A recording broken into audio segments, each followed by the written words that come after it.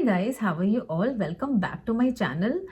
तो सबसे पहले आप सबको बहुत बहुत थैंक यू हमारी सारी ही वीडियोस को इतना ज़्यादा प्यार देने के लिए।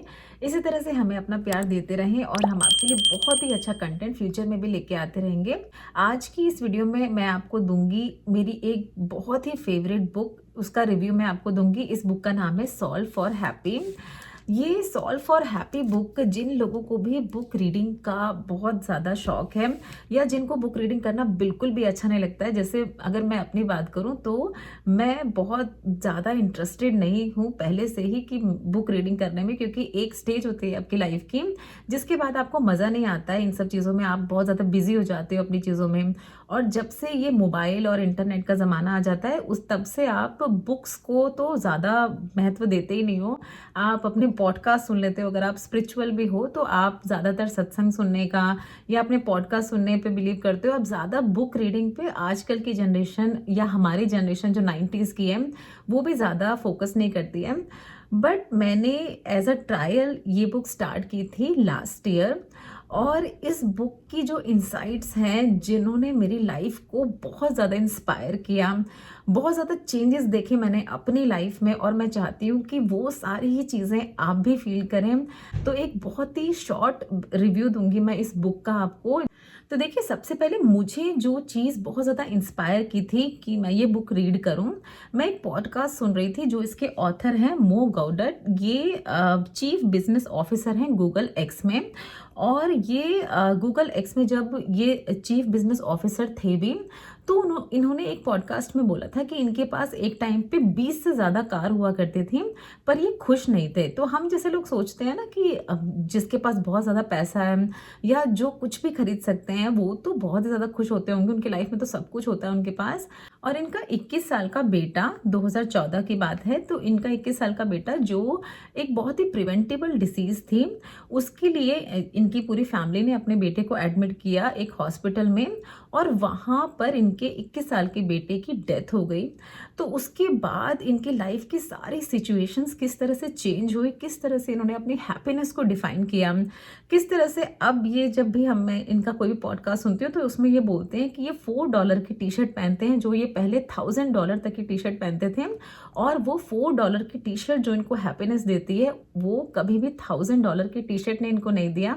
तो इन तरह की चीज़ों से मैं इंस्पायर हुई कि इनके बारे में थोड़ा सा जानते हैं। इनके बेटे की डेथ के 17 दिन बाद इन्होंने ये बुक लिखने का सोचा, और इस बुक में जब भी आप इस बुक को रीड करेंगे तो काफ़ी सारी जगह इन्होंने मेंशन किया है अपनी उस पेन को, और इन्होंने उस पेन को मेंशन करते हुए बताया कि किस तरह से आप अपनी हैप्पीनेस इक्वेशन को, लाइफ की ये जो छोटी या बड़ी चीज़ें आती रहती हैं उसको साथ में लेते हुए किस तरह से अपनी हैप्पीनेस को डिफाइन कर सकते हैं। तो सबसे पहले जो इन्होंने इक्वेशन दी है, जो मुझे सबसे इंटरेस्टिंग और सबसे अच्छी इक्वेशन लगती है, वो ये है happiness is equal to events minus expectation. Happiness तब होती है आपकी लाइफ में जब आपकी लाइफ में इवेंट्स तो हो रहे हैं, मतलब कोई भी काम अगर आप कर रहे हैं उनसे ज़्यादा एक्सपेक्टेशन आप नहीं रख रहे हैं, और यही हमारी भगवत गीता में भी लिखा है। तो वही कुछ पॉइंट्स इन्होंने यहाँ पर इक्वेशंस के फॉर्म में, बिल्कुल मैथमेटिकल फॉर्म में इन्होंने एक्सप्रेस किए हैं। तो कुछ बहुत ही इंपॉर्टेंट चीज़ें जो इन्होंने डिस्कस की हैं वो ये है कि being happy is your birth right, मतलब आपका डिफ़ॉल्ट स्टेट हैप्पीनेस स्टेट होता है, पर उसको आप डिफ़ॉल्ट क्यों नहीं रहने देते हैं? क्योंकि आप चूज़ करते हैं नाखुश रहना, अनहैप्पी रहना, आप चूज़ करते हैं। अगर आप रीज़न ना ढूंढे नाखुश रहने के, सैड रहने के, तो ऐसी कोई भी वजह नहीं है जो आपको सैड कर सकती है। आपकी डिफ़ॉल्ट स्टेट हैप्पीनेस है। और इन्होंने एक बच्चे का एग्जाम्पल इस बुक में लिया है कि जब कोई बच्चा पैदा होता है तो अगर उसकी सारी नीड्स फुलफिल हो रही हैं, अगर उसको खाना टाइम पे मिल रहा है, उसके डायपर वगैरह ठीक है, उसको कहीं बॉडी में कोई पेन नहीं हो रहा है, तो वो ईज में होता है, वो हैप्पीनेस स्टेट में होता है अपना। पर जैसे जैसे यही बच्चा, हम बच्चे से ही बड़े हुए हैं, तो जैसे जैसे ये बच्चा बड़ा होता जाता है इसकी लाइफ की एक्सपेक्टेशंस बहुत ज़्यादा बढ़ती जाती हैं, और जो एक्सपेक्टेशन ऐसी होती है जो कभी भी आपकी पूरी नहीं होती। सो दूसरी जो बहुत ही इंसाइटफुल स्टेटमेंट लगी मुझे इस बुक की, तो वो ये लिखा था कि happiness is the absence of unhappiness. जब आप नाखुश नहीं होते, जब आप अपनी लाइफ से दुखी नहीं होते हैं, तो आप बाय डिफॉल्ट खुश ही रहते हैं।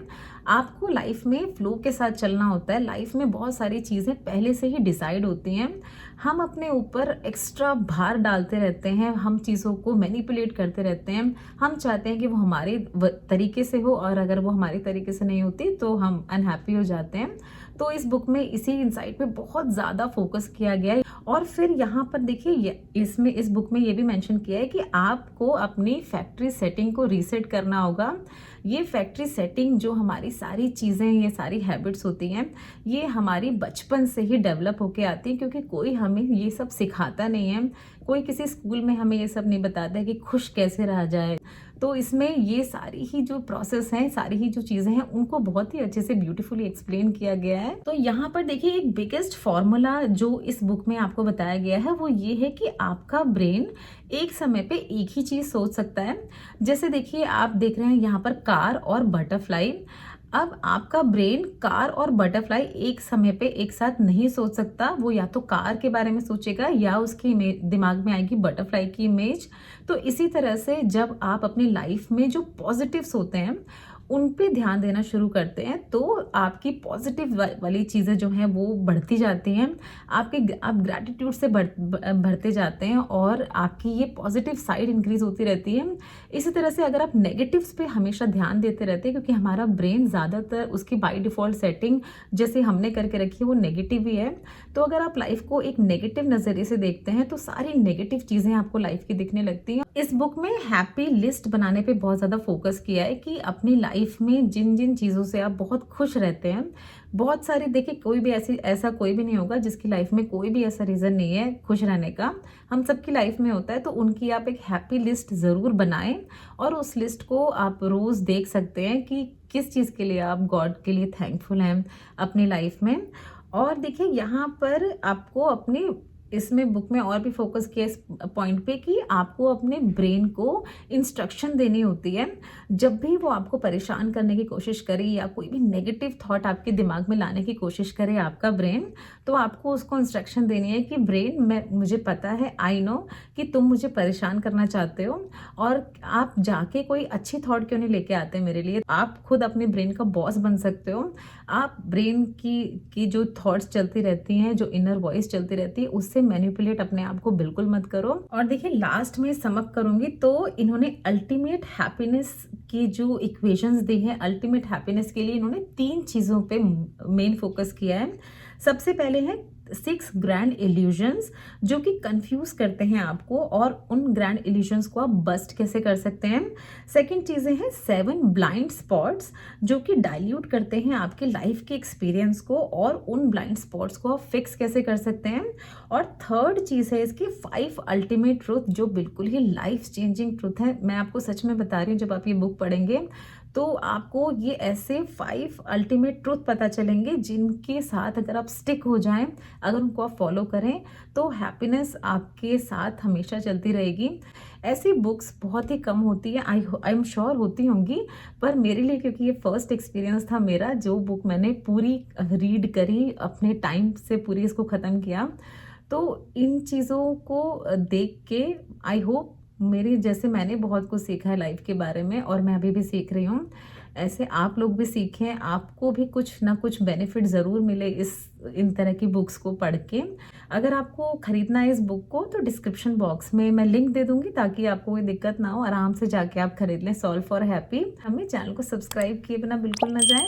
तो चलिए, मिलते हैं आप सबसे अपने नेक्स्ट वीडियो में। तब तक आप सब लोग अपना ध्यान रखें।